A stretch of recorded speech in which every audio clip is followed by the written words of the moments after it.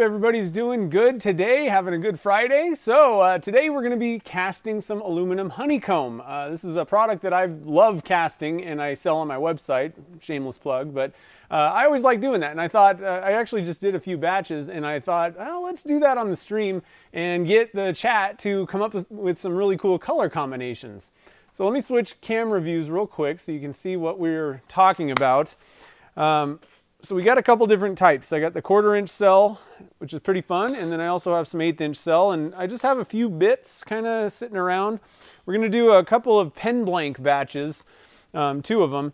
As you can see right here, I have some already, so this is going to be one batch right here. This is going to be another one. We're going to put kind of 2 stripes in there. And what I'm doing in this is soaking them in acetone. And I like to do that just to clean off any surface contaminants or anything else that may have gotten on there. You know, I'm spraying stoner in the shop, you know, for the molds. And if any of that stuff kind of landed on the honeycomb that was, you know, maybe sitting out, I want to get that off of there. So that's why I soak it in acetone. Now, a couple of things. Some people will claim that you have to like acid etch the honeycomb. And I will say that some honeycomb like brands, I guess, don't work as well. They don't adhere as well to the resin. But I did a bunch of testing a while ago, a couple of years ago, and I found one that adheres really well. So it's still not the greatest bond ever, but you don't need to etch it or do any of that kind of stuff. Mainly, you just want to clean off surface contaminants. That's what I'm doing with that acetone.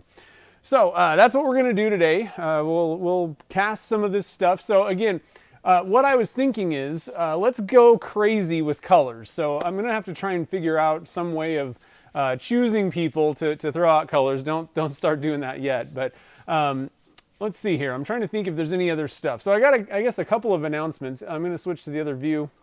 I'll show you guys what we did last week, if you didn't see it on Instagram.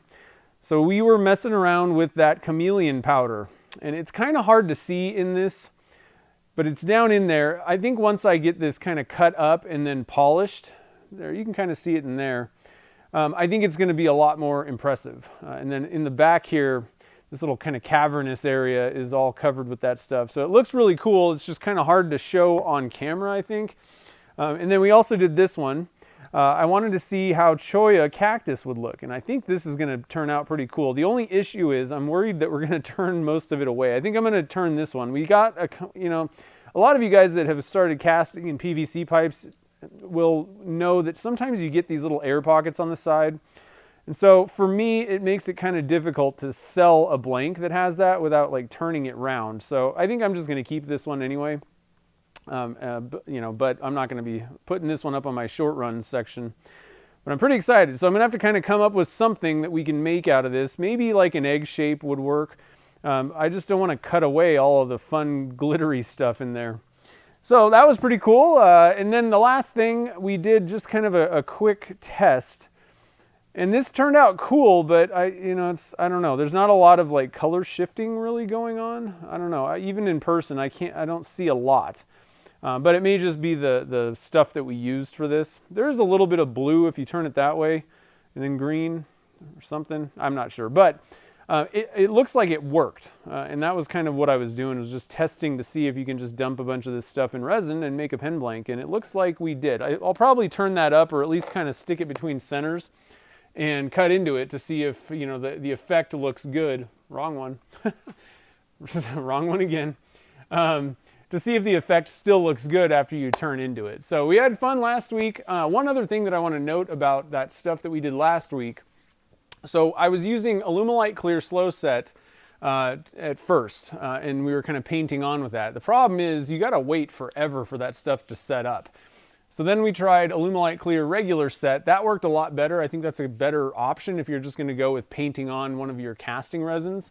I think it'd be really horrible to use like an epoxy that has like a 45-minute working time with larger volumes. I mean, you'd probably be waiting an hour and a half, maybe 2 hours before it really set up. So in the meantime, it's sagging all over the place. Then we tried the 5-minute epoxy method. That works really well and it's super fast. The problem is you only have 5 minutes. I mean, there's not much time to work with it. So I kind of revisited, and I think if you were watching last week, I was saying that the ultimate way to do this is UV resin. And I've tried it in the past and it failed. So the problem is Ben over at Ben's Works, he uses UV resin and has no problem. So I actually contacted him, asked him a couple questions, and I'm going to be doing some testing with UV resins again to figure out what would work well as one of those, you know, like a sealing coat, like what we were doing painting on that stuff. I still think it's the best option because you have an unlimited working time, and then when you're ready for it to cure, you just hit it with a UV light. So I've been doing a little bit of research the last couple days, and a couple of things that I think may have contributed to the failure that I had. One big thing is I'm not sure if any of them are going to be compatible with Alumilite resin, casting resin on top. That may be an issue, I don't know. So that's one thing that I want to test and kind of find out, you know, because I use Alumilite mostly. But, you know, if epoxies work fine, but Alumilite doesn't, then, you know, that may be a way to go. Number two, the UV resin that I used was pretty old. So it may have just been old, you know, like it didn't work anymore. And there may have been problems there. Another thing that I found out is I have a UV torch light, but the problem with it is it's actually, so after doing research, it turns out that like every UV cure resin brand has a specific wavelength that works the best to cure it.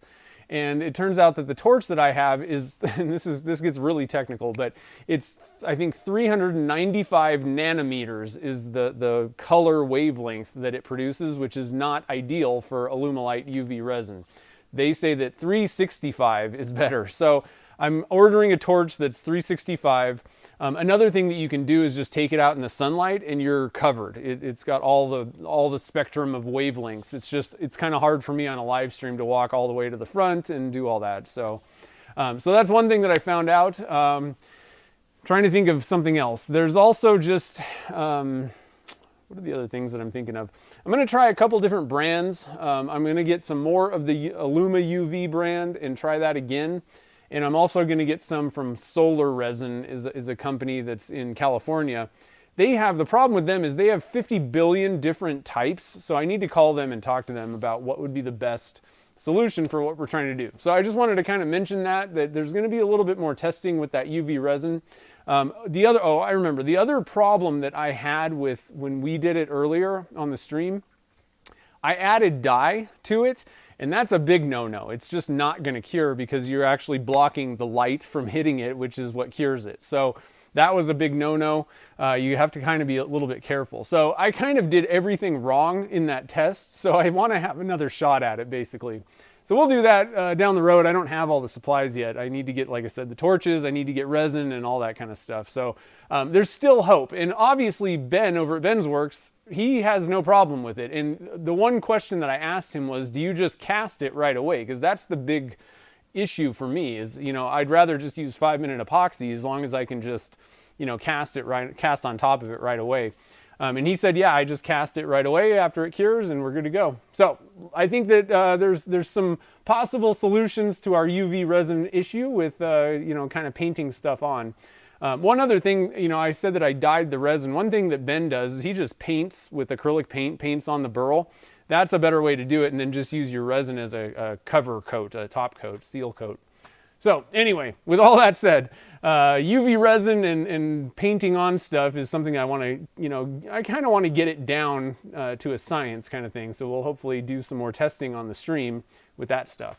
So let me stop real quick and quit talking. Indy, nice.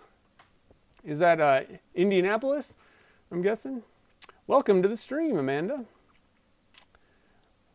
From Guam, nice. You're in Guam, Chris? I didn't know that. Wow, pretty cool. Let's see here. Who else is here? Lots of people. Oh, man. Jeremy's here. We can get started. I love it. Cool. Let's see here. Hey, Mike, I'm glad you like the tutorials. Oh, one other thing, little note. Mr. Pumpkin is scheduled for posting on Sunday, so make sure you guys keep your eyes peeled. I think that that's going to be a good video. It was a really cool project, and I had a blast doing the carving. I used one of those little kind of carving tools. It's like a rotary tool. that was so much fun. I had a blast with it. I got some really good kind of close-up shots of doing that stuff. So definitely be looking on Sunday for carving a big, gigantic resin pumpkin. So anyway, welcome everybody. So many people in the chat today. It's hard to read all these things. Man. Nice. From the Philippines. How's it going, Carl? And from the UK. Welcome, Stephen. Sweet. All right, so let's get going here. Now, the first thing, like I said, I'm going to switch cameras for anybody that's kind of just started. We're doing aluminum honeycomb today. And what I have here in this little jar is acetone. It's just soaking, and I usually just kind of soak it for like, 15, 20 minutes, something like that, just to try and get any surface contaminants off of it.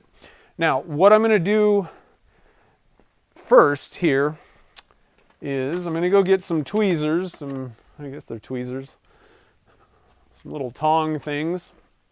I'm going to pull it out. Now, one thing you need to make sure that you dry off completely your honeycomb. You don't want to be casting this stuff, like pull it out and then shove it in resin. Probably going to have some issues. So I just kind of take it out of there, let it kind of drip dry a little bit, and then I'm going to blow it off with air before we cast it. So it's just kind of sitting on a towel there. And then I'm going to start dropping the rest of these guys in here for the next round. I don't know if we're going to have enough room for all this stuff, actually. We'll have to kind of do a couple waves. So like I mentioned earlier, if you didn't hear, I sell this aluminum honeycomb stuff on my website, so shameless plug. But I did a bunch of testing. The reason I sell it is because I wanted to find a material. The reason, this is like the total reason that I carry this, because I don't carry a whole lot of casting supplies, but I did testing to find an aluminum honeycomb product that worked well for casting. All right. And there was a definite winner out of the different brands that I tried. And the thing is, I wanted to be able to buy the same exact brand every single time, like same specs, same everything. And so the only way to do that is you buy it from the manufacturer, but you got to buy a 4 foot by 8 sheet of this stuff. And like, there's no way, and it's way expensive to buy a whole sheet of it. So I thought, well, if I buy it, then I can just kind of sell the excess, but I can guarantee myself and other people that we're getting the same exact product. I know a lot of people buy this stuff on eBay and Amazon. The problem I have with that is you have no clue what you're getting necessarily. A lot of it's just kind of scrap leftover stuff. And from the testing that I did, some of it was terrible. It was absolutely horrible, and it didn't stick to the resin at all, no matter what I tried. And I even tried doing the etching thing, and it didn't work. So this stuff works the best that I've tried. Again, it's still, you got to be kind of careful when you're turning it, but really I got through every single one. I never had one failure from all the tests that I did. And I even had other people turn some blanks for me, probably about 10 or 15 people. And there was a couple little chips here and there, but overall the test turned out pretty good. So let's see here. Am I selling those blanks? The ones from last week, I'll be selling this one. I need to cut it and clean it up a little bit. I'm not going to be selling the other two. I'm going to turn this one myself and then into something. And then this one, I want to kind of see how this looks on the inside. So just this one, just that one. It'll be prepped and ready sometime next week probably. What was I saying? I'm reading stuff.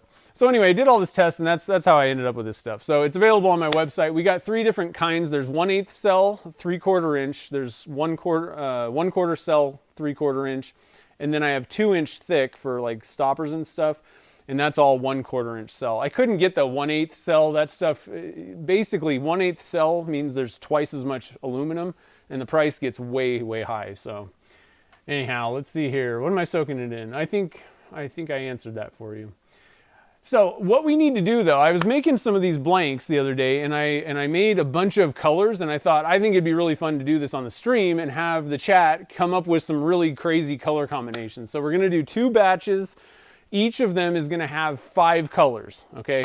So usually the way I do it, the problem is we're kind of starting out and there's no super chat. So I usually let super chat people pick the colors first, but since we have none, I was thinking I'm trying to think if I could come up with some like quiz. I think one way that would be fun to have people pick is to come up with quiz questions or something like that. So I don't know if this is going to work so well.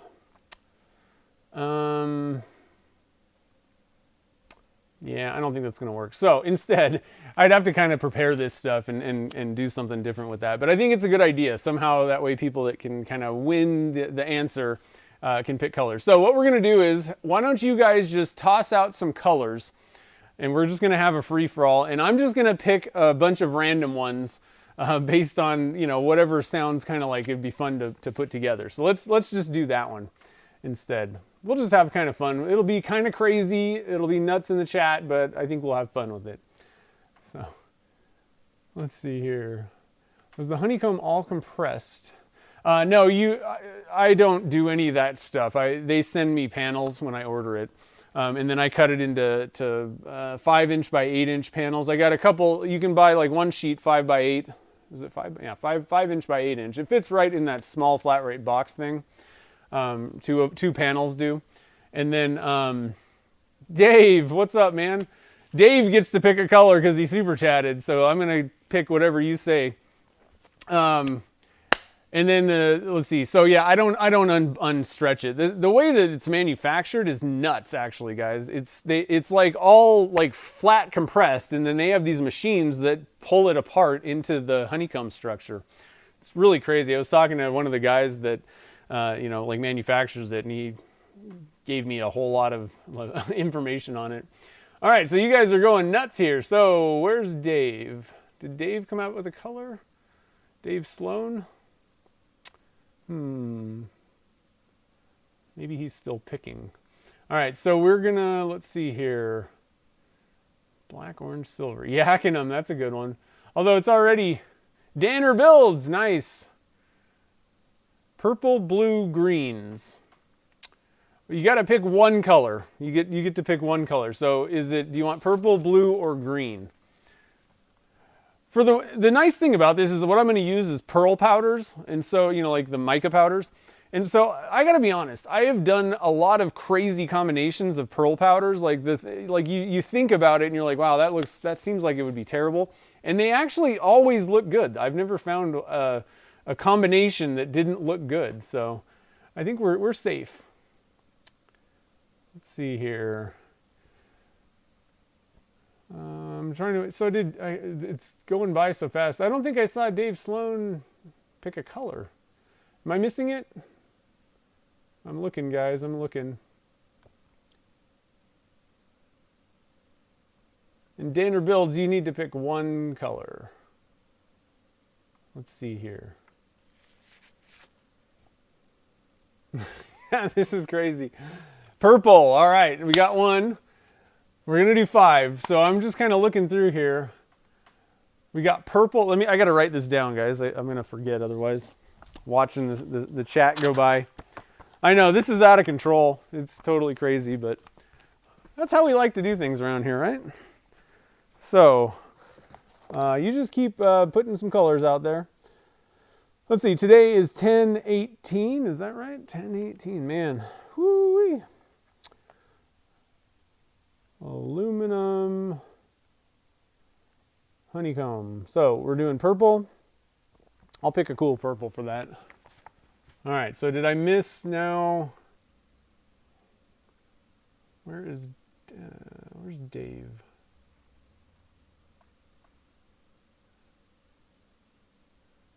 Am I missing Dave's thing? Am I not reading it? Thomas is here. What's up? We were just chatting earlier on Facebook there. Let's see here. I'm not seeing Dave. Where'd he go? He came in, super chatted, and booked it out. I don't know. Maybe he's having some computer problems. All right, so Thomas, what color do you want? Well, it's hard. There's so many people. Neon pink, I like that. Actually, I kind of like the idea of doing like a fluorescent color. How about we do a fluorescent purple? It'll be a you know, the whatchamacallit. Let's see here. Let's see, did Thomas pick a color yet? This is out of control. Dave never replied. Okay, I didn't think so. Well, Joel, you get to pick a color. You know, when we do this next time, if you guys want to this probably would have been a way better way to explain this. If you want a super chat, put in the super chat the color you want. That would make things a lot easier, and then I can just look over there and pick them out. We're having fun. Thomas wants gold. All right. Let's see here. We got purple and gold. I'm going to wait a little bit for Dave. So we're going to do fluorescent purple. I have that color, so we'll do fluorescent. And that's actually going to be a like a dye color. So it's not a pearl, but it'll look pretty good though. And then let's see here. Got gold. Where's Joel at? Joel wants yellow. All right. I actually have a pretty cool yellow mica powder that we can use for that. That'll be kind of interesting to put yellow and gold together. And like I said, it's really fun to do this where people just kind of go crazy with colors because a lot of times like things that I wouldn't put next to each other, it doesn't seem like it would look good. Sometimes it turns out to be really good. So Lone Wolf wants mink.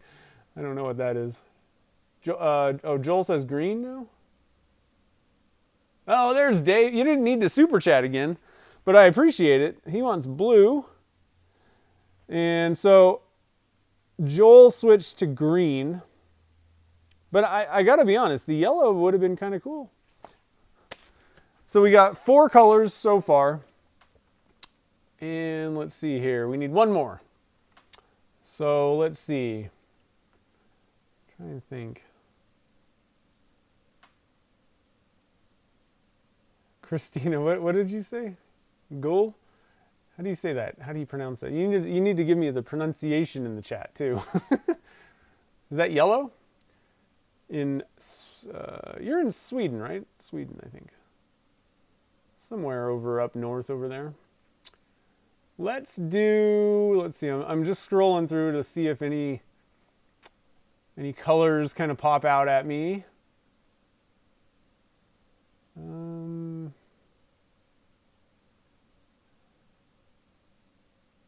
Hot pink is always fun. Christina did yellow and blue, I see. Electric blue. Kind of like that idea. And let's see, we got purple, gold, green, blue, and okay. I don't know how to pronounce that though. Ghoul or gull? I don't really know how to enunciate Swedish words. Let's see. Okay, so I think we're gonna go with I kind of like the idea of doing pink with this. So and Caster's Choice has a good pink. So let's do that. I'm gonna go get my Caster's Choice colors. Over here we got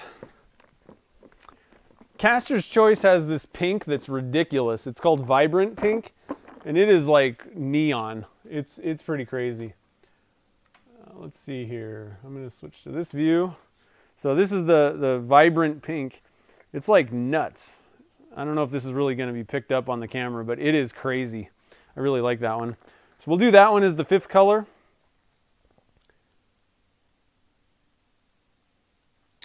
Okay, and what else we got? So we're going to get the fluorescent purple out. This is a product from a company called Smooth On, and they have a lot of products. I got to be honest, I don't really love their company that much. But I will say that they have a lot of resins. They have a lot of comparable things actually to Alumilite. But I've had discussions with them, and they just have absolutely no intention of supporting the wood turning community, so I don't deal with them much. But you can't really avoid them sometimes. So they have some pretty cool fluorescent colors. Like I said, it's a Smooth On one. Now, you got to mix this up before you add it to your resin, so I just want to mention that. We got fluorescent purple. We're going to do green, blue. Let's see here. What do you guys think about sky blue from Caster's Choice? It's a good one. Nice and blue. Let's do that one. Sky blue. Let's see. We needed a gold. Let's do... So we got gold here from Caster's Choice. And...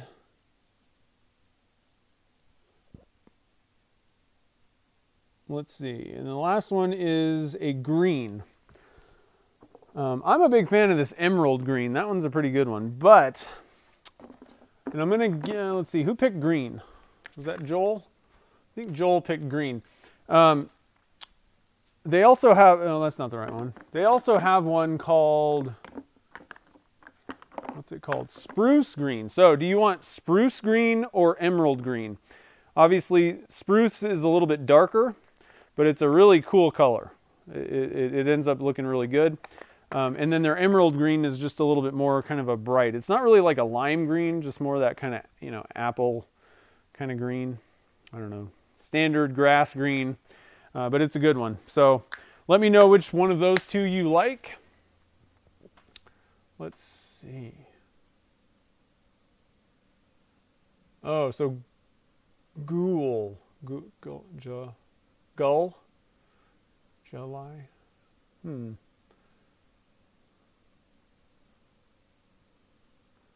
Let's see here. Emerald, okay. Joel wants the emerald. Okay, so let's switch to the casting view. Real quick, I'm going to go over and just blow off. I'm pretty sure that the acetone is already evaporated, but I want to blow off these two pieces real quick just to make sure there's nothing kind of trapped somewhere.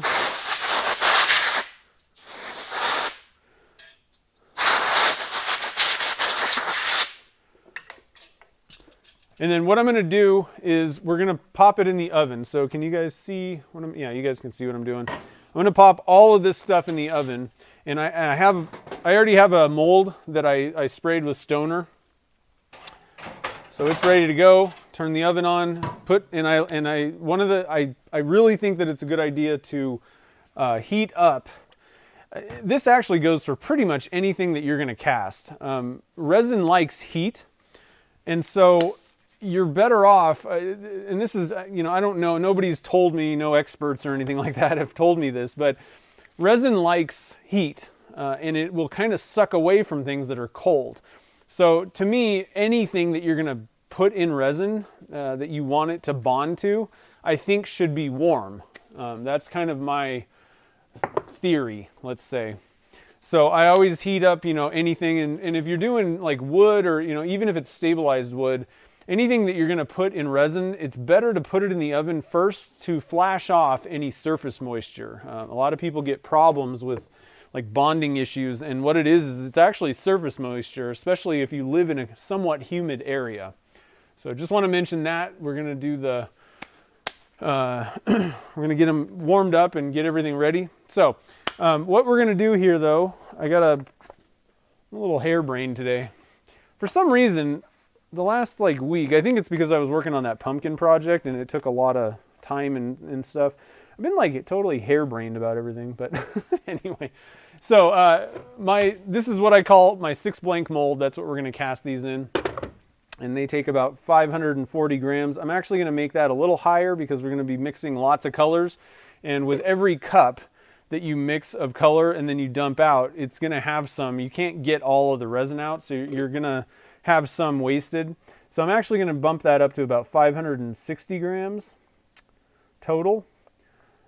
So what I'm going to do is I'm just going to mix up the part A and part B total amount in one of these quart mixing cups first, and then just dump it out into a bunch of cups. Okay, so we're using Alumilite clear slow set for this, and let me just do a little bit of calculator math real quick. 560 divided by 5 is about 112. So we're going to dump it into 5 cups of 112 grams. I'm just kind of marking this out. This is what I like to put in my notes is, little things like this. I want to know how much resin needs to go in each cup, what colors I'm using for each one, how much total resin I'm going to be mixing. That 560, we're using Alumilite, so it's going to be it's a 1-to-1 mixture by weight. So 560 divided by 2 is 280 grams times 2.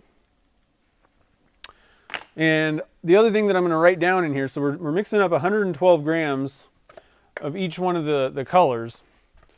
So I also want to write down how much powder am I going to put in there. Sometimes you don't necessarily need to be this detailed, but if you want to have repeatable, if you want to make sure that you can, exactly repeat the color that you did or the blanks that you made, then you really kind of need to put exact amounts. So 3, 4, and then we got the 5th cup that we'll mix it in. All right. So I got my colors here. So we're doing fluorescent purple. You don't want to add more. I want to load it up with as much dye as I can, but you don't want to put more than 2.5% of the total the total amount of resin. So the other way to look at it is 5% of just the part A, which is half of the amount. Either way, I think it's actually kind of easier just to say 2.5 of the total. So 112 times 0.025. So we're going to add 2.8 grams of fluorescent purple dye to one of these cups. And then we're doing gold. Caster's choice. I want to load these things up with color. So we're going to put a 1/4 teaspoon. That should be pretty loaded. Of that, we're doing sky blue Caster's choice. 1/4 teaspoon. We're doing, let's see, what did I miss here? Emerald green. Caster's choice, 1/4 teaspoon, and vibrant pink. That's going to be pretty neat. These are going to look good, I think. What do you guys think? Getting nuts. Okay, so we got our plan of attack ready to rock here. All right, I'm just going to kind of put that behind me for now. So let me stop real quick, see what you guys, let me just peruse the chat and see what's going on. Hey, there's Jen. How's it going? Welcome to the stream. I appreciate you stopping in, having fun with us. Hope you're having a good Friday. Okay, I don't think I missed a whole lot. So what's everybody working on this weekend? Anybody got any cool projects? Like I said, I am super stoked about that pumpkin. That thing turned out exactly how I wanted it in my head. So Gretchen's, I don't even have it here because Gretchen's like, you better bring that home like right now. She's seen it. All right, so again, the video is coming out Sunday. I think it's going to be a really good video. I think you guys are going to like it. I enjoyed the whole process of it. So now the question is, can I get it edited into something that's awesome? I really should just have somebody else do my videos because there's probably other people that would make my videos way better. 280. Oh, these are brand new jugs. So here, let me do it like this.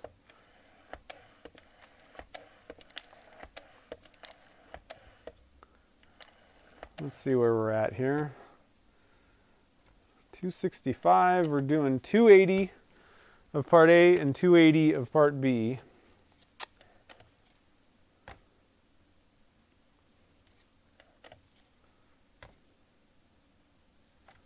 Sneaking up on it.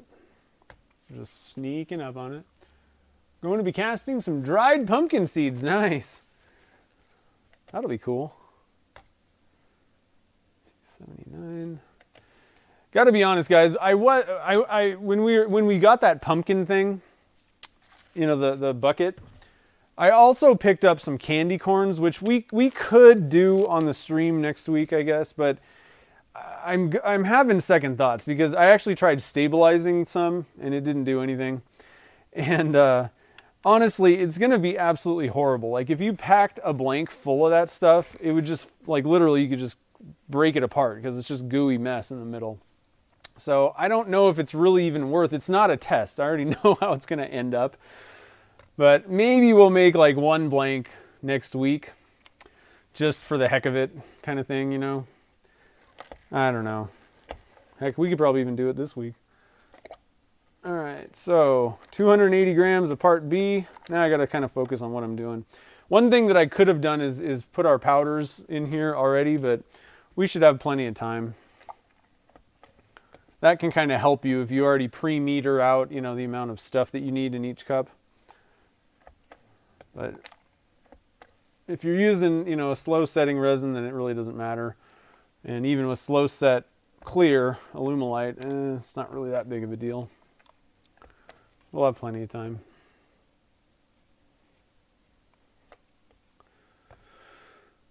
If you really need a lot of time, or, you know, like if you need to save time, it might be better to actually do part A and part B in each cup, and you can put the part A in first, mix in your powders or dyes or whatever first, then add your part B. That can kind of give you a little bit of an advantage, I guess, in a sense, if you need that extra time. Let's get this thing sort of straight. Doing the popcorn bowl. Nice. That's cool, Alex. Found some chips. Couple little resin things for this week. Yeah, for some reason this week I have not been able to get a lot done. Like, I was supposed to get out here, make blanks and do some stuff. And like, I got nothing done. I was like searching, doing more research on UV resins, you know, like I'm just distracted this week kind of by some things. So it happens. It happens, guys. And I had spent time on that pumpkin. But that was fun. I had a really good time making that thing. One thing that I actually did get done today, I'm processing that. I don't know if you guys saw the post. I got sent some grapevine from Tom. He's down in California, and I think he said he has it on their property, if I'm not mistaken. So he sent me some, and I'm processing it. I got it stabilized. So did a little bit of that today. So that's fun. And I don't know if you guys saw, but a lot of people, I asked what I should do with it. And a lot of people were like, oh, you got to get some California raisins. And I did. I got some. I don't need that. All right. So let me break off these into 112 grams. They don't have to be equal. You can do it however you want, but it's just as easy to make them equal, I think. Yeah, so I got some little California raisin things. I'm going to make a sphere out of, oh, I went way over. Oops, 112. Think about what I'm doing here. I'm going to make a sphere, and we're going to have a piece of grapevine, and there's going to be a California raisin guy hanging out on the grapevine. It's going to be cool, I think. Should be fun. Close enough. And then once I kind of have a level, it doesn't have to be like dead perfect, but as long as you can kind of fill the cup about the same, then that's good enough for me.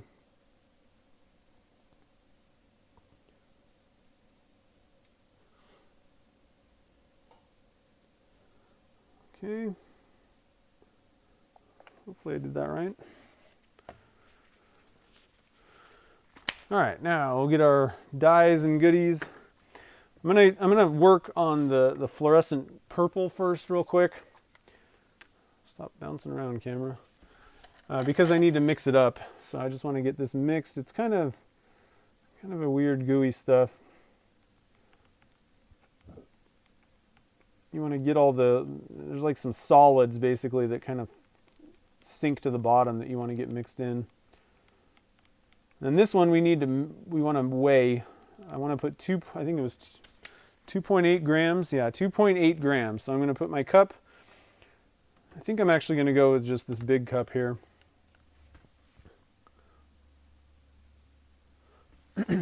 Zero that out. And I'm just going to drip some down in there until it hits 2.8 grams. that right? That doesn't seem right. 2.8.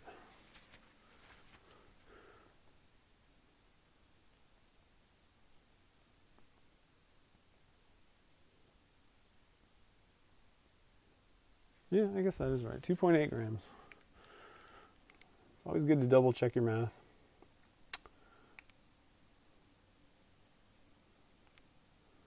I guess I'm used to, the reason I kind of hesitated on that, I use this stuff in my, whatchamacallits, 2.7, that's good enough. In my graffiti style blanks, and I'm only putting it in like a tiny little cup. I don't use much of it. And so I think that's why I'm kind of freaked out by 2.8 grams. Usually I'm adding like 0.2 or 0.4 grams in a tiny cup. So that's looking pretty good. What do you guys think of that? I don't know if you can see that. Let me shine it down a little bit. Pretty cool. Okay, I'm going to put the cap on this because if I spilled this fluorescent stuff, it would be a mess. And we got our gold, 1/4 teaspoon. Just going to wipe it off real quick. I don't want to contaminate my colors, but I also don't want to be messing around here. Vibrant pink.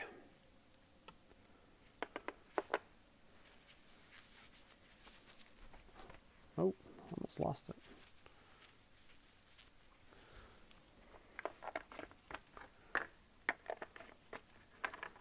And sky blue.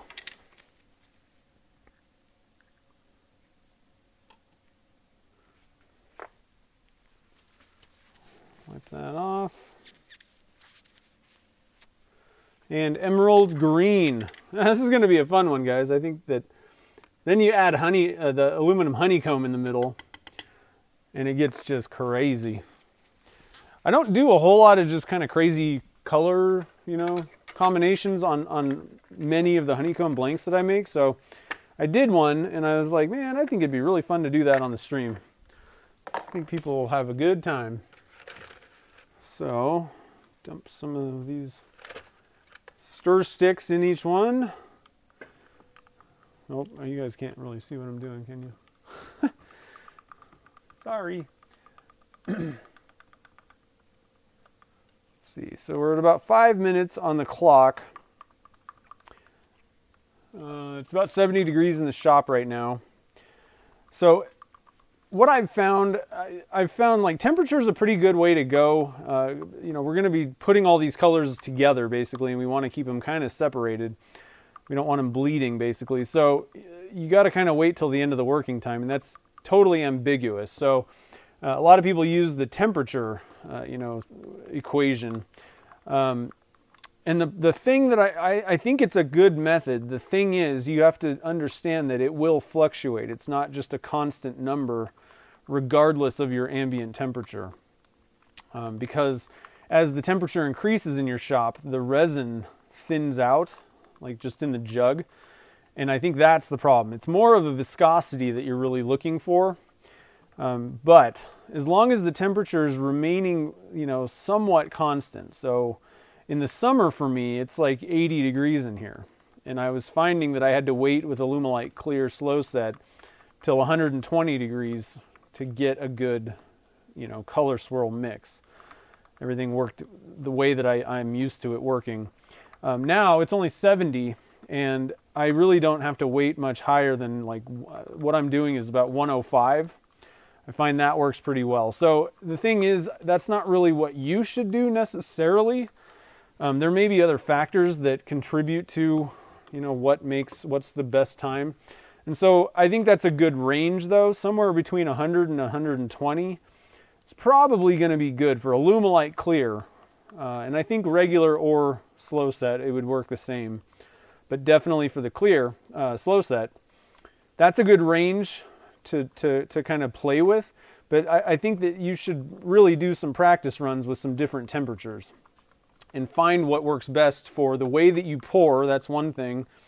You may find that waiting a little bit longer works better, or less works better for you. But like I said, it depends on your ambient temperature and other factors that I think that it's worth just kind of playing with. And don't, understand that you may need to kind of adjust that depending on conditions. Okay, so I'm going to pull out my temperature gauge and see where we're at. I'm thinking that we'll probably... The other thing is I also use a clock just to kind of know where we're at. And it looks like we're already at 105 in these ones. So I think we can start pouring. It's been about 7 minutes. Oh, this is a brand new batch of resin. I forgot. Sometimes that happens. That's another factor, right? So I just popped a new batch of resin open, and I always find that the fresh stuff generally takes less time to start heating up and going. So that's another thing. That's why, like, people say, oh, what temperature? And it really kind of depends, And it's going to you're going to need to be, ready to change, on a dime kind of thing. So I'm just kind of pouring these around, getting them This is going to be wild, guys. I don't even know what... This is almost like a carnival or something. That's what makes me think of.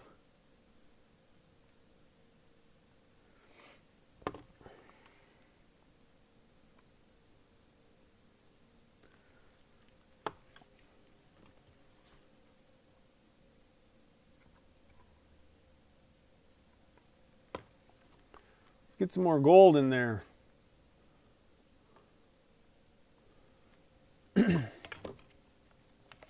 Back to the purple.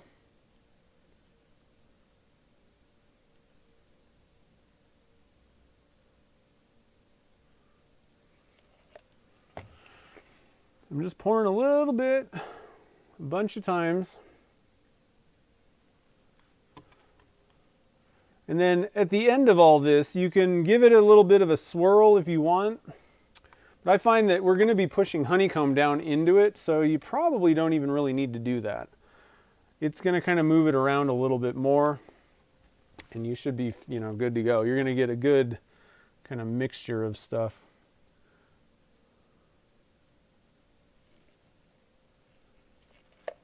All right. A little bit of pink.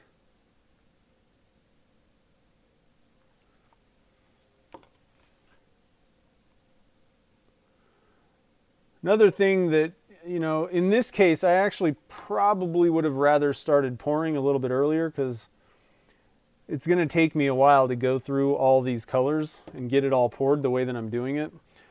So that's another little kind of thing to think about or keep in mind. You may need a little bit more time, and then you can kind of adjust down slightly if that's the case. Because this stuff's starting to get really thick now. So I need to kind of get a move on here. I'm going to have to kind of dump at the end. That'll be okay, though. Oh, man, yeah. Problem is, we also got to pour some honeycomb in this thing. So,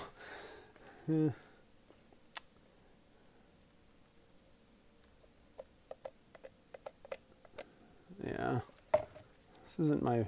I'm going to actually kind of stir this up just a little bit. Okay. Now we're going to push our honeycomb down in.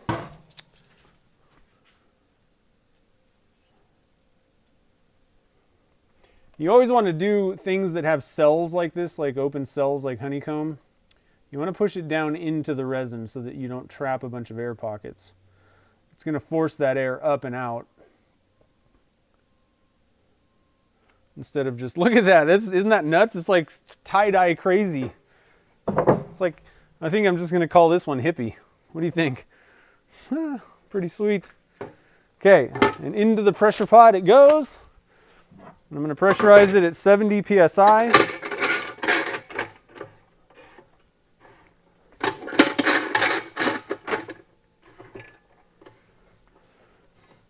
And boom. Whew, I had to move kind of quick at the end there, guys. So that was a good one. I had fun with that. I don't know, I'm anxious to see how those things turn out. The cool thing is the little cells of the honeycomb stuff, it already has like kind of a bunch of weird colors going on like that, and then it's going to kind of force it into like vertical kind of striations of those colors. So it works out pretty good on pen blanks, because not only are you know, we have a lot of color swirling going on in that whole, you know, batch, but then we're going to cut it, and we've pushed the honeycomb down, which kind of changed the I don't know, it's vertical also inside the cells. Then you turn it, and so you got all kinds of craziness going on in them. It's going to be pretty cool. Call dibs on the hippie. Yeah, I hear you. Oh, Sticky Fingers Club. The one thing that I will say about the honeycomb that I sell. So I sell 3/4 inch for the pen blanks. There's two versions that are 3/4 inch thick, and then one that's 2 inch. And a lot of people ask, and I totally agree and understand where they're coming from. They've asked for 1 inch, because I can choose which one to buy, but the problem is if you go up to 1 inch, then it also raises the price, because I'm dealing with just a raw material basically kind of thing. And so it just isn't worth going up to, which, like I was saying, I agree. I would much rather have 1 inch so that you can kind of cut some of it off. Makes it pretty close, but at the same time, I also haven't had any issues. Everything works fine if you just kind of are, you know, when you're cutting them out, be a little bit careful, but it is going to kind of need to be, you know, your blanks are going to be 3/4 inch at the end. So, no, we're doing one more, Doug. So, I forgot to swap out I need to switch some of these guys. So I'm going to pull this out, drop that in. We're on the right camera, right? Yeah. So I was soaking some of these, but I didn't have enough room in this little tray. One thing to watch out for with acetone, it's not a very, you don't want to be breathing the fumes and all that kind of stuff. You don't really want to get it all over you either, much. Good to wear gloves when you're, you know, if you have to touch it. You don't really want that stuff on your skin. I'm adding a little bit more here to make sure that we get it covered. But the one thing that you got to watch out for is acetone will like melt some cups. So you don't want to just shove it in any random whatever, you know, plastic cup, because it may actually just dissolve it. So you're fine if you use, you know, I actually keep it, the stuff that I use for dunking honeycomb, I actually keep it in this cup. So you know, if it's made out of HDPE, which these, you know, the paint mixing cups are, or glass is fine, but don't put it in just random plastic stuff, because you may find a big puddle if you walk away from it. So, Daryl, what's up? Glad you could make it. Nice. So the next one that we're going to do the same thing. Now, what I was thinking though, I want to put some gloves on. I don't like, once I pull it out, I don't really want to be touching it. That's the other thing that we're getting rid of. That's why we're soaking it in acetone. If you've been handling it with your hands, you know, oils from your hands can kind of get on it. And we're just trying to give it the best scenario for you know, adhesion. But what I was thinking was, you guys hopefully kind of saw what I did on that one that we just did, where I had kind of 2 rows. You know, I put one down kind of near the bottom, one a little bit at top.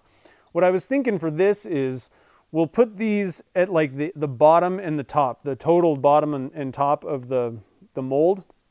And then we'll just put some little squiggles randomly in the middle, and we'll use some of this. This is the 1/8 inch stuff that I have. And then we'll use 1/4 inch for like the bottom part. So let's see here.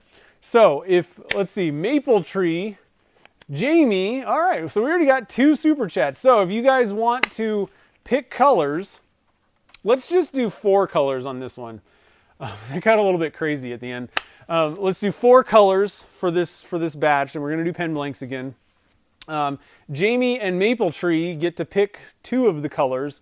And if you want to super chat to guarantee that you get a color, I don't know what's going to happen if more than 2 more people super chat. That'll kind of screw things up. But If we get 2 more super chats, you can guarantee. And if you do a super chat, let me know what color you want. Put the color in there. So, and we can do, we can do blue to purple color shift. We got, let's see, what other kind of things? We got glitters.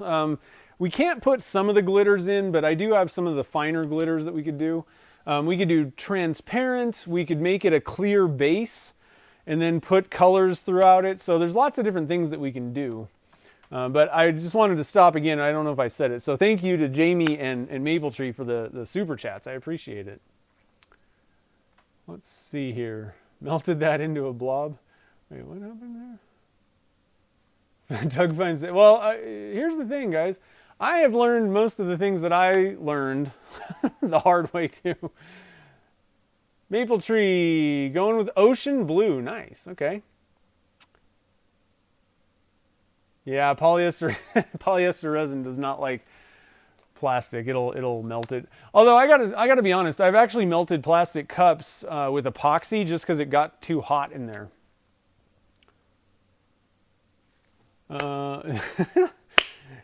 Yeah, we already got an ocean blue. Sorry, Jamie. Hey, Kevin's here. What's up, man? I gotta stop real quick and get a drink of water. My throat is dry. I don't know why.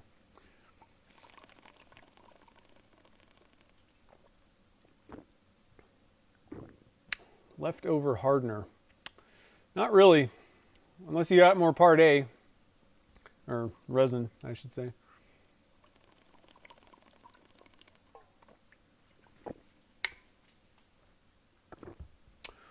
All right, so Anna gets to pick. So Anna picked green.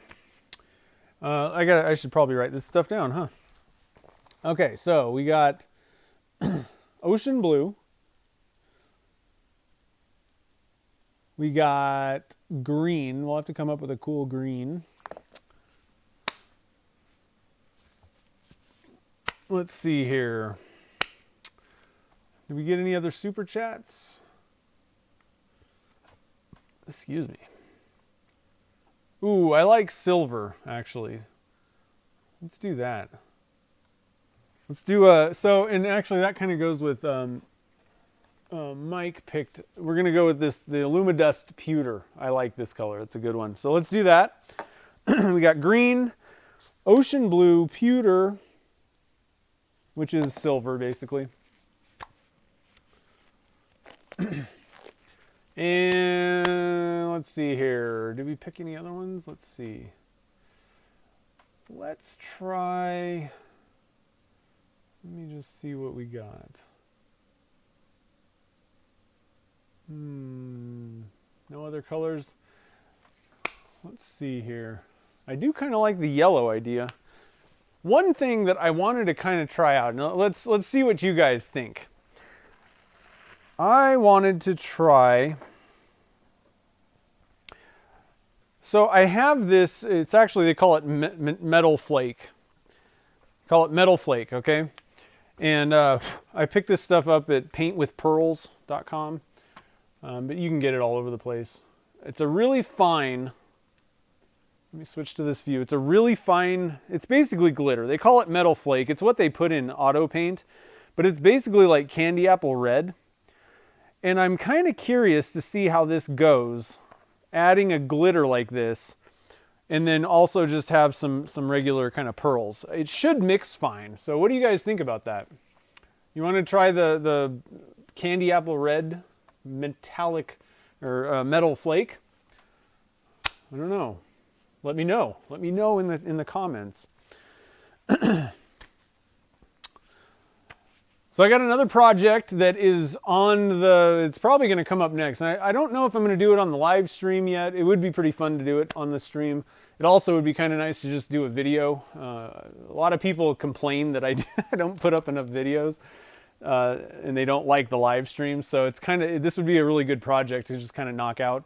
But so I have to cut all my pen blanks, right? And I have saw blades, they dull quick, and so I send them out to be sharpened. And I got one back where, the guy's like, okay, this is the last sharpening, no more. And so I, ran it through the, used it on the table saw, cut up a bunch of blanks, and it got dull, and it's like toast, right? And so what do you do with it? You just throw it away? No, I don't really want to do that. I know that you can like make a blade out of it. You can do all kinds of stuff. I don't really want to mess around with metalwork personally. And so what I came up with, a way to kind of like upcycle it, not just toss it in the trash or whatever, just hold on to it. I'm going to make a clock out of it, and we're going to do kind of a resin painting, you know, like resin art kind of thing on top. I thought that'd be kind of fun. And I think it's going to be like super simple. I've never made a clock before. I didn't really know how you did it. And it's like the easiest thing. You drill a hole in something and just shove like all the parts in there. It's super, and then put some numbers on it. So what do you guys think about that project? It's going to be kind of fun. It looks like you guys like the... All right. So let's do that. We'll do the red. Let's see. So like I said, it's going to be kind of a quick, easy project. I'm basically just going to dump resin on the thing and like screw a clock kit thing to it, and I'm done. But I think it'll be kind of cool. And I'll hang it up in here. It'll be kind of a fun project. So we're doing candy apple red. Turn my pen back on. Metal flake. Okay, so we're going to do ocean blue. Now, let's see here. The problem is, if I went transparent ocean blue, let me just think about it. Yeah, I don't think that's going to work so hot for this one. So let's go with brilliant blue, which is kind of an ocean blue. Let me switch to this view. It's a little bit different than that sky blue. It's kind of more that kind of turquoisey ocean blue. So that's called Brilliant Blue by Caster's Choice. We're going with, we need a green. So let's do, do you want to do, we still have, so we can either do spruce green, which is the dark one, or we can do lime green. Those are the two greens that I got left here. So I can open these up. So Anna, let me know which green you'd like on that. And there's the spruce. Both look pretty good. Both decent colors. Let's put the ones that we've already used back. What else do we have? We had we got pewter, candy apple red, and okay, so we only needed the one more. So let me know, Anna, which one you like.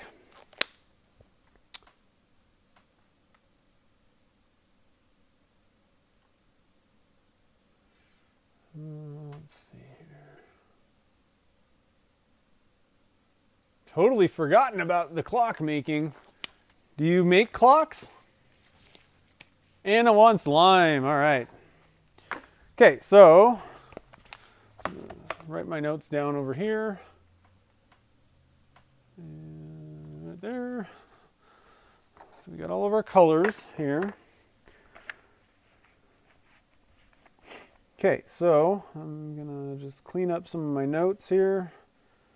Number 2. Now I need to get before we move on, I'm gonna spray this with stoner. It just helps it pop out easier. Mold release.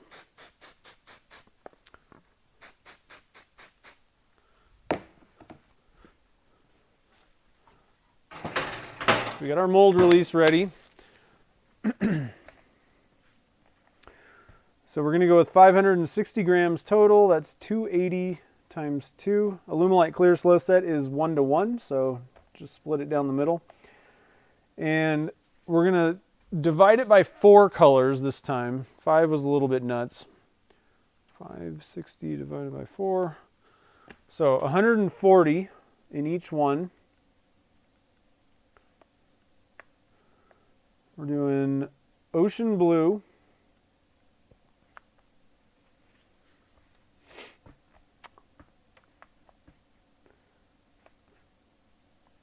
We're doing lime green. We're doing brilliant blue. Oh, sorry. Brilliant blue is ocean blue. Brilliant blue. I'm okay. We're doing pewter and red metal flake. Okay, so I think we can probably, I'm going to just test it out. I think we can probably just do another 1/4 teaspoon of each one of these Caster's Choice powders. We'll have to kind of play with the metal flake. I think that we want to go, like, more is better in that case. So we got 3 cups ready to go over there. Kind of get this thing set like that. Let's see.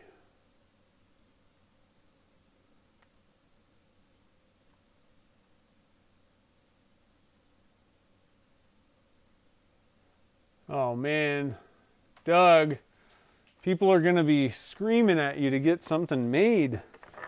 Get that video done. Let's see. All right, so we got a clean cup here. Zero it out.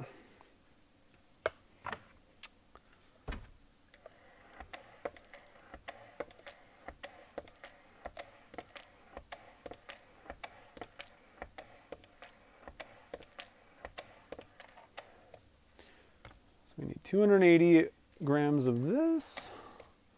Part A. 277. Oof, 279. Oh, shoot. I was gonna... My parents went on vacation today, and I was gonna text my mom and say, have fun in Hawaii. And I totally forgot. I'm a terrible son. All right, so we got 280 grams, part A. Sometimes the scale, you got to watch your scale. Sometimes they get a little crazy. I like to wait just, a few seconds to make sure that it doesn't like change from 0 or something like that. So just kind of keep an eye on your scale. The ones that I have linked on my resources page, and it's the one that I'm using. These are pretty good. I've had really good luck with these. They register pretty quick, but just keep your eye on it. Some scales can be kind of testy.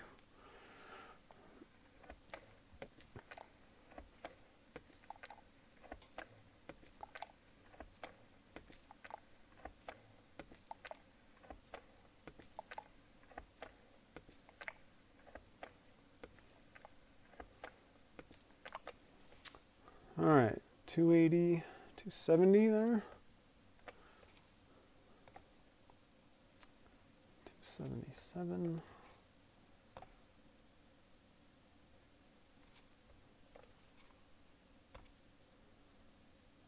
279.3. Where are we at now? Ooh, so close.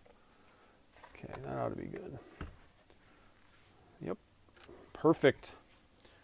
Okay, so let's kind of drop that down. So who's ready for Halloween? Anybody dressing up, going to a costume party? Doing anything fun? We unfortunately will not be doing anything probably. But doesn't mean you guys can't.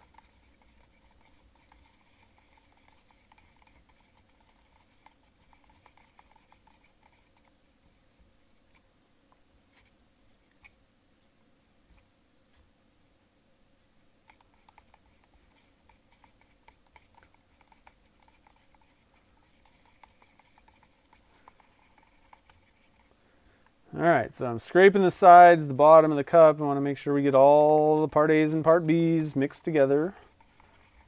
So they'll be happy. Okay.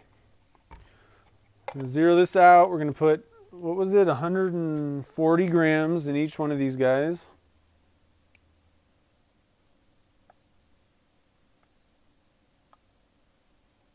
Oh, too much. I'm going to replace some of that. Okay, that's pretty close.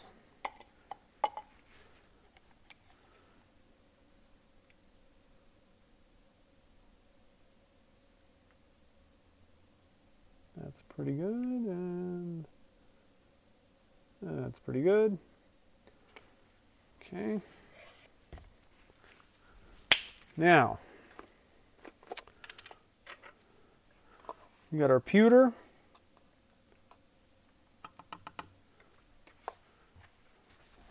Wipe that off. Oh man, turning off the lights and eating the candy. I like it. We live in like a rural area, and where we live, we're just in this apartment above somebody's garage, so nobody actually comes to our house at all. Like, nobody comes to the house, and nobody's definitely going to come to our place because the front door's on the back of the house. So nothing happening where we live. Probably won't do much. I don't know. I'm thinking maybe, I don't know. It depends on what Gretchen's doing, but I wouldn't mind watching like Friday the 13th or something like that. Those are always fun. Some of those scary movies I really can't handle. The ones that are just like torture, like Saw, I don't want anything to do with that movie. I like the ones that are like, you know, people are dying and stuff, like, you know, but it's so fake and funny and predictable.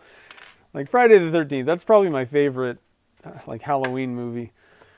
It's just so hilarious, everything that they do in them. Okay, so now I need to kind of see what's going on here. So I'm going to put this cup here, kind of try and get you guys a view. First, I'm going to start out with a 1/4 teaspoon or so, maybe a little bit kind of more than that. A good 1/4 teaspoon. But I think we're going to end up putting like a teaspoon in here. So I'm going to mix this in. And I just want to look at this. But this looks already, I can tell this looks pretty thin. And when I pull it out on the stick, there's really not much going on. So we're going to need to add a lot more. So we're going to go for a full teaspoon. This is a 1/4 teaspoon that I'm using. Because I think we're going to at least need that much. I forgot to start the clock. That's too bad.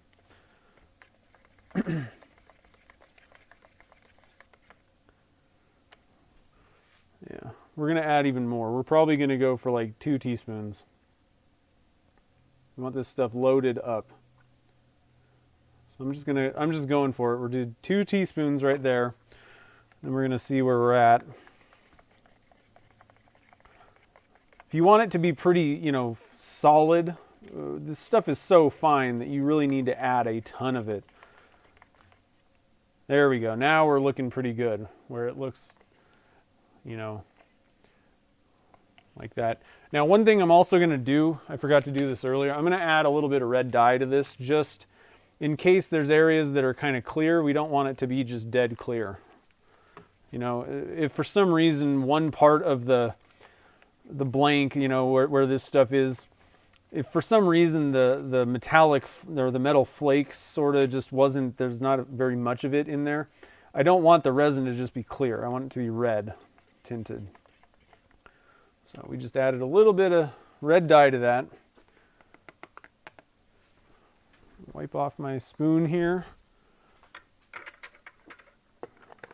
Now we kind of need to get moving, I think, because,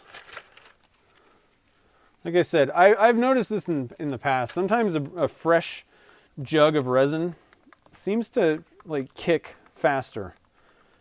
I don't know. I don't know why that is. Maybe fresher resin might just kind of have less working time to start out. I have no clue, honestly. It's above my pay grade. We want to get this stuff mixed, and it's probably going to be about ready to start pouring when I get these things mixed in.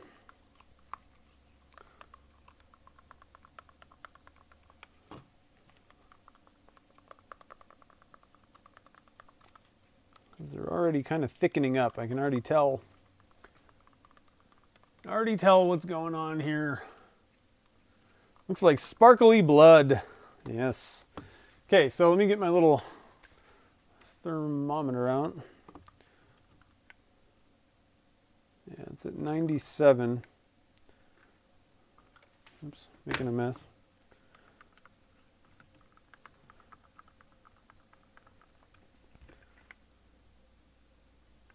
We're almost at 100 already. So just going to kind of make sure that I got all those powders mixed in real well. Tell you what, I'm ready for some snow around here. We need to get some serious snowstorms dumping. It is snowboarding season coming up.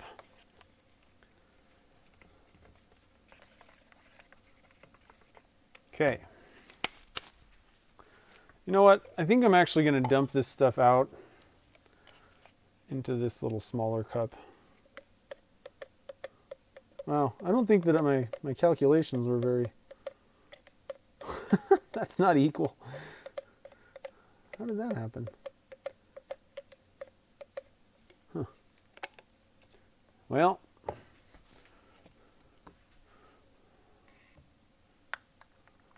going to have lots of red. That's okay, though. All right, so I think we're probably good to go. I'm going to pull this. Oh, shoot, guys. I totally didn't prepare the aluminum honeycomb stuff.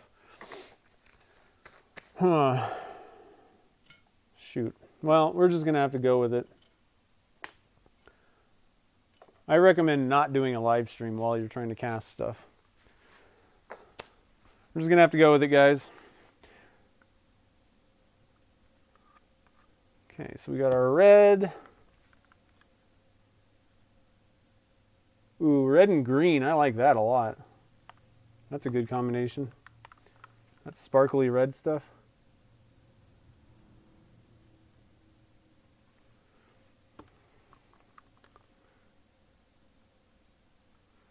Forgot to get the honeycomb in the oven. So that's kind of a bummer.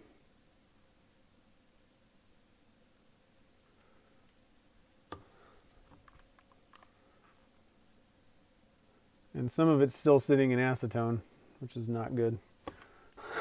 So,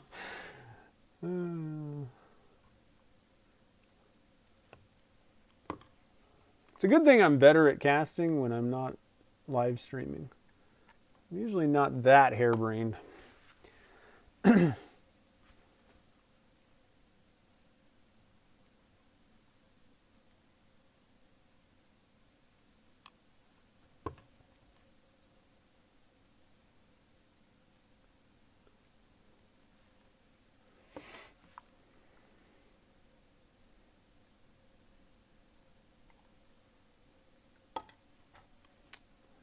I think these things are going to be pretty cool.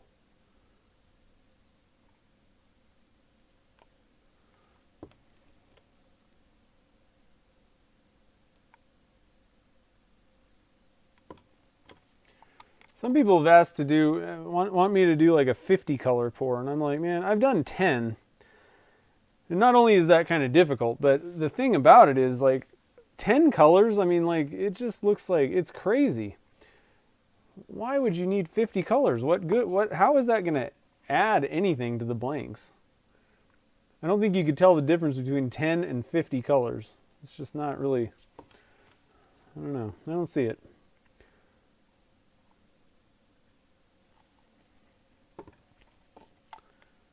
A little bit of this pewter in here. Oh, I totally missed the trash can. Clean up aisle 7. Seems like I got more resin than I need. I don't know. Made that one.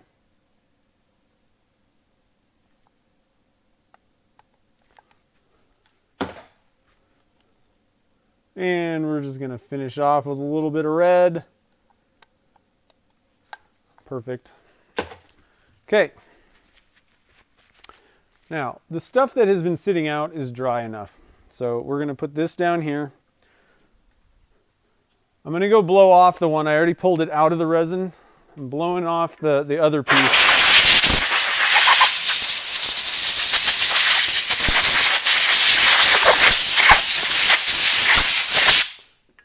And I think it'll be okay. Oops. Can you guys see what I'm doing? No. All right, so I want to have them on the top and bottom. And then we're just going to put some of these little 1/8 inch squiggles in the middle. I guess I don't have as much room as I kind of thought I was going to have.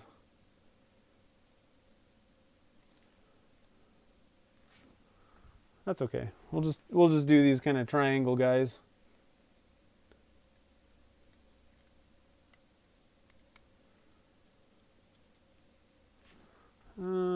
we can get one of these little, one or two of these little squigglies.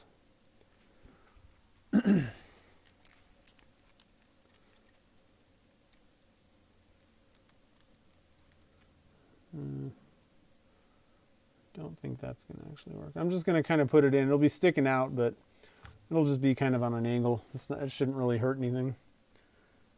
Okay. Got a few air bubbles right there. I don't know what that's. Should be okay.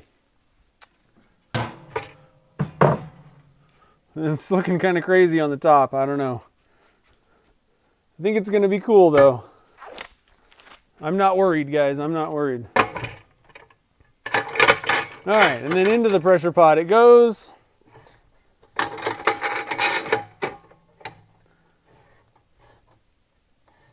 All right. Well, there we go. Woo! We made it.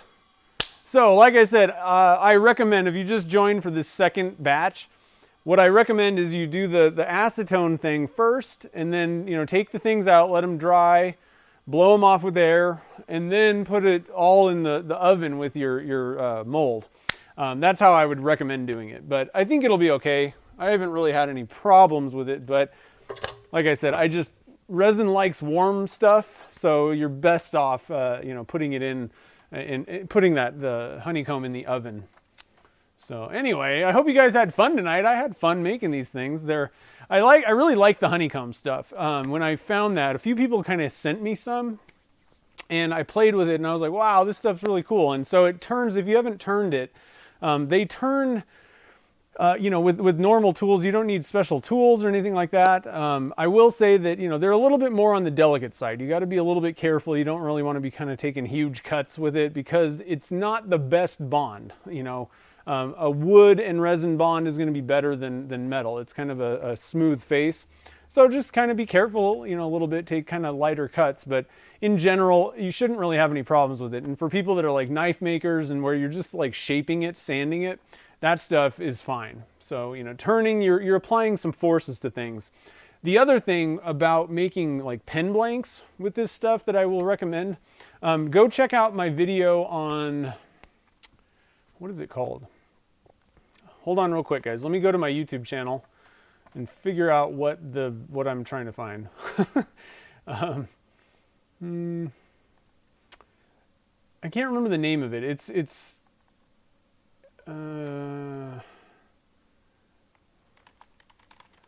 think it's casting material. Let's see. Hold on real quick. Yeah, reduce blowouts. Okay, so and actually I'm gonna link to this video. It's probably gonna, yep, there I am. I'm gonna link to this video, and I'll put a link down in the show notes as well. One of the big things to help you get through like things that are more difficult, especially like pen blanks and stuff like that, there's a couple of things that you can do to kind of stack the cards in your favor. One of the biggest things with pen blanks is if you don't glue in the tubes well, that's going to be kind of a recipe for disaster. And it doesn't really matter, how difficult the materials are. You can run into problems with blowouts on normal blanks, just, full acrylic or full wood. So I'm going to link to that video. I really recommend checking it out and applying some of those techniques. It'll definitely help out. One thing also, the super fast thin or any other super thin CA glue, not a bad idea to kind of hit blanks like that. Just give it kind of a coat of that stuff, and it'll kind of seep into any little areas where there may not be a good bond between the resin and aluminum, honeycomb, or other materials, whatever it may be.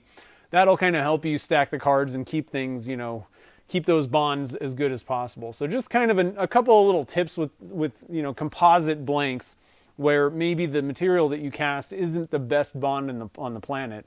There's a couple things you can do to kind of help you out when you're turning it. So anyway, I think that's about it. So again, I'm very excited about the pumpkin video. It's coming out Sunday, so make sure you guys keep your eyes peeled on my YouTube channel for that one. I think it's going to be a good one. I think you guys will enjoy it. And then I guess next Friday, we'll do another live stream, Friday at 3 p.m. Pacific time. So I appreciate everybody coming out. Thank you to everybody who did the super chats. That was awesome. Really appreciate that, guys. And I think that's about it. So I hope you guys all have a good weekend, and I will see you guys next Friday. Have a good night.